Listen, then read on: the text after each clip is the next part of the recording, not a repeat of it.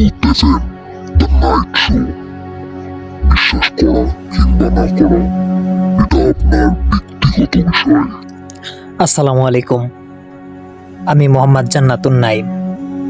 আজকে আবার আপনাদের জন্য নিয়ে এলাম এক ভৌতিক বাস্তব কাহিনী, যা কিছুদিন আগে আমার সাথে ঘটেছে। আপনারা কি প্রস্তুত শোনার জন্য? কারণ এই গল্পটা শোনার পর হয়তো অন্ধকার ঘরে একা থাকতে আর মন চাইবে না। চলেন তাহলে শুরু করা যাক। কিছুদিন আগে আমার সাথে এই ঘটনাটি ঘটেছে। ঘটনাটা আজও ভুলতে পারিনি।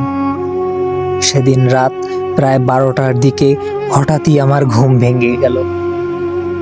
কোনো অদ্ভুত কারণে মনে হচ্ছিল আমার ঘরে কেউ আছে, অথচ লাইট নিভানো, চারপাশ অন্ধকার। আমি উঠে বসলাম, শুধু একটা জিনিসে টের পেলাম, দরজাটা হালকা খোলা। অথচ ঘুমানোর আগে আমি নিজে হাতেই সেটা বন্ধ করেছিলাম। আমি ভেবেছিলাম হয়তো বাতাসে খুলে গেছে, কিন্তু বাতাস কোথা থেকে আসবে? সব জানালা বন্ধ ছিল। আমি ধীরে ধীরে দরজার দিকে এগোলাম, আর তখনই মনে হলো দরজার ফাঁক দিয়ে যেন কেউ আমাকে দেখছে।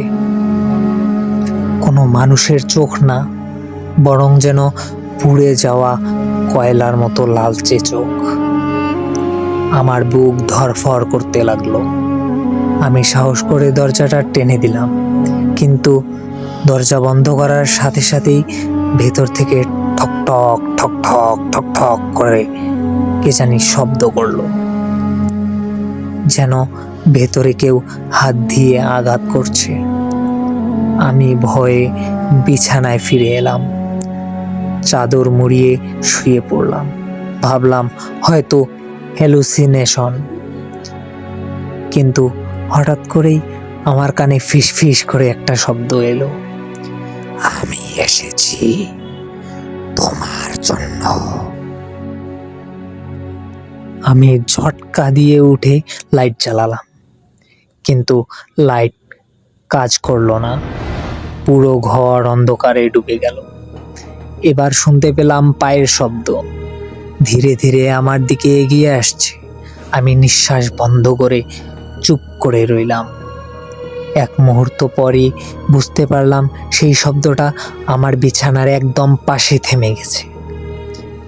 আমি নড়তেও পারছিলাম না। হঠাৎ ঠান্ডা একটা হাত আমার মুখের উপর চাপা দিল।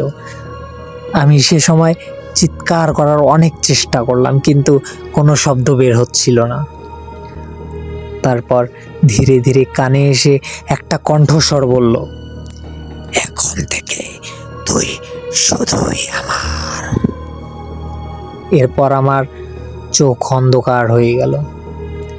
পরদিন সকালে আমি যখন জাগলাম, দেখি দরজা পুরো খোলা, জানালার কাঁচ ভেঙে টুকরো টুকরো হয়ে মেঝেতে পড়ে রয়েছে, আর আমার গলায় একটা কালো হাতের দাগ। এ যেন সাধারণ কোনো মানুষের দাগ নয়, এমন একটি দাগ ছিল যা বলে বোঝাতে পারবো না আপনাদের।